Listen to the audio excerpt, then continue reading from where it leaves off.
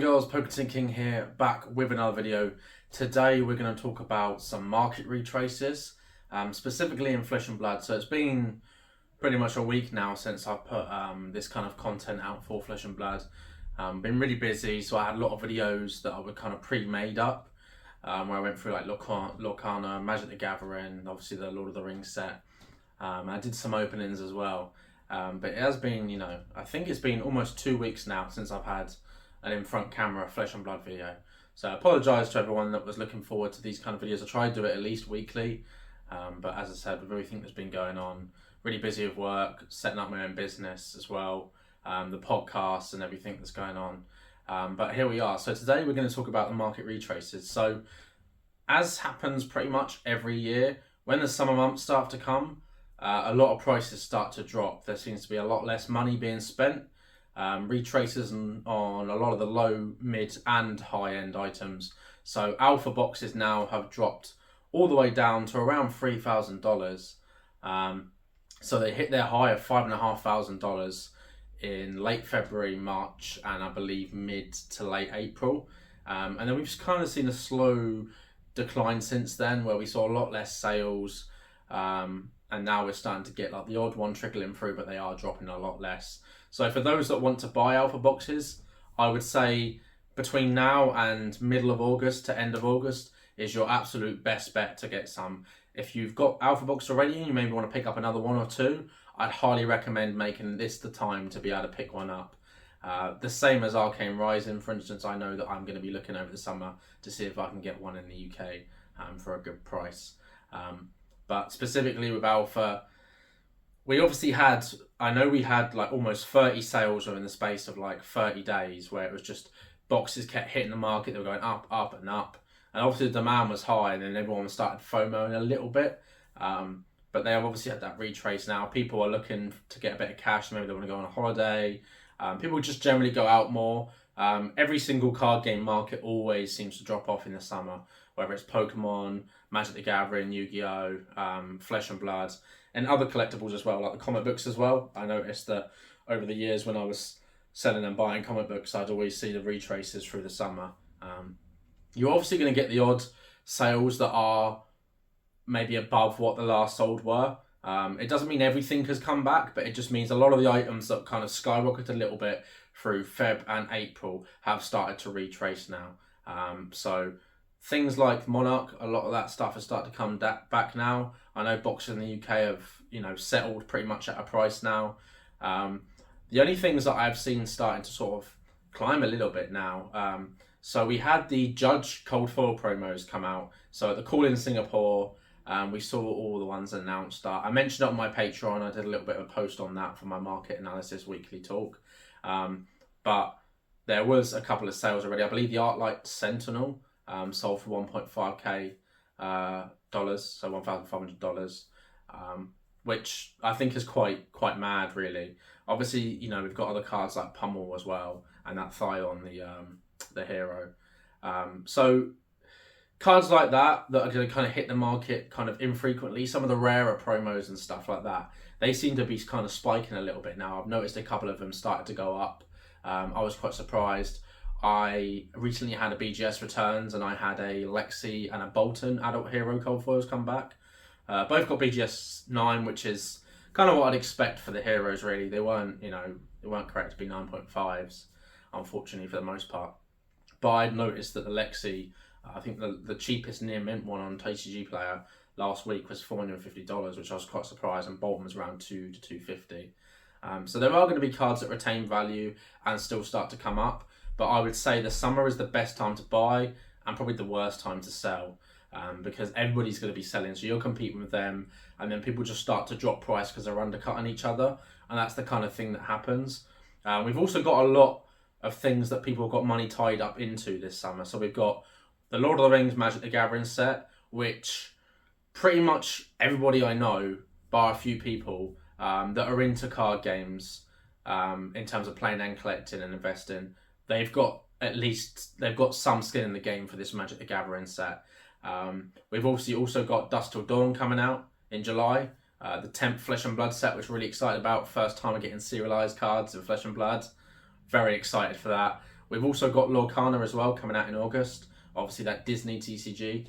So that, you know, there's 3 big moments in June, July, and August. We've also got Pokemon 151 set has just dropped in Japanese.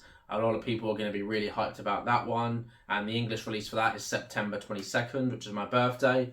So again, you know, the next kind of 3 months, people have basically already made their expenditures for the summer for the most part. Unless they start making sales, of course.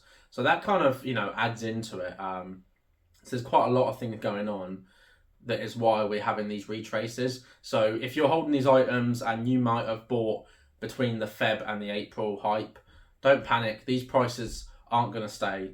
I would imagine that the market will start to come back a little bit from September onwards, especially into those autumn and winter months when people are spending more time inside, people are playing more, people are looking through their binders and collecting stuff, and that's when the price will start to go back up again. So my predictions really for actually alpha boxes is I think they're going to settle around $4,000 at the end of the year, 4 to 4,500. So I would say if you can pick up boxes for less than 3,500 right now, I would recommend it. I know some people that have already mentioned their interest in picking up a couple more boxes now that the prices start to come back a little bit. Again, with anything, you know, time in the market always beats time in the market. You know, the more time you've spent in these TCGs, the more you've seen. You know, over the many years that I've been involved in card games, I've seen everything. You know, at the moment we've got a lot of hype with modern Japanese and the waifus. I know there'll be some retraces for that, absolutely. You know, we can't, it's never sustainable for any card game and just really anything in life to be constantly going up, up and up. It's not how anything works. Any market that can be graphed, and I know people sometimes don't like TCGs being talked as markets, but they are really. People buy and sell, they trade. That's a marketplace. That's how that works. The nature is in a trading card game. But when you have anything that's a market, nothing ever is just constantly straight up. There is things that drop down. There is things that go up. Again, drop down. They might stay flat for a while. And I think with a lot of it, there's going to be a lot of flatness and slight decline. I don't think anything will drop dramatically anymore for the rest of the summer. I would say the only things that are kind of susceptible really to the volatility is Monarch and possibly some of the Toa stuff. But Toa's already so cheap. I think that, you know, there's stuff in Toa that could go up. I recently opened some Toa. It's very hit or miss with Toa when you open it up, unfortunately. Stuff, you know, there's very few hits in the set. I've been picking up some singles here and there. I recently picked up a Channel Lake Frigid, not the alt art, just the standard rainbow foil, first edition one. And, you know, I got that for like £12. I managed to pick up a couple of other foils, some majestic foils from the first couple of sets are really cheap. So, you know, I like to be quite transparent with kind of my interest. I'm not really buying very much at the moment. Again, I probably will start buying more in the summer, but I've got money tied up in the Lord of the Rings set. You know, I've got some Lorcana pre-ordered. I'm interested in getting some of this Pokemon 151 set. So those kind of things. I think if you're selling, it's a great time to sell.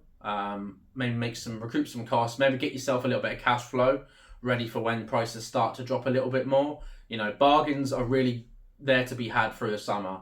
Absolutely. People probably have over leveraged throughout the year and now they're like, right, I need cash flow, I need money. You know, they've got personal lives, they've got things to do outside of that. They might want to go on a holiday, they might go out and do more now that the summer's here.